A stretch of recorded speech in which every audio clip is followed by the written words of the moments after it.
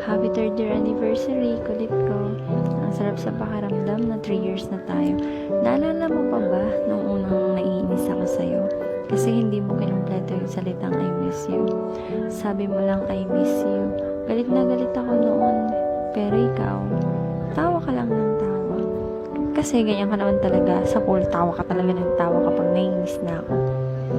Tapos, bigla mo sinabi na, diba, sabi ko sa'yo, pag friend ko, hindi ko talaga binubuo yung salitang I love you tsaka I miss you.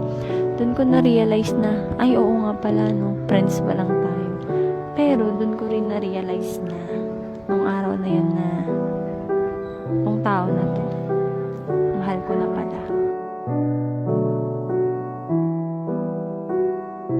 Pero alam mo ba, ang pinaka hindi ko makakalimutan ay nung naging tayo na. Ay, tayo na. Dapat kasi 8 kita sasagutin.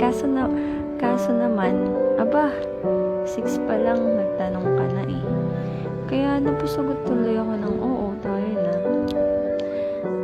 Naisip ko kasi na baka pag hindi kita sinagot eh, maghanap ka pa ng iba. Pwede pala yun, no? Kahit sa Facebook pa tayo nagkakilala. Pwede pala talaga tumagal. Kagaya ngayon, 3 years na tayo. Madami na din tayo pinagdaanan. Sana makaya natin lahat. Happy 3 years anniversary ulit, kulit ko.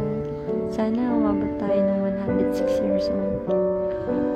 Gusto ko, ikaw ang makasama ko habang buhay. Mahal na mahal kita, kulit ko.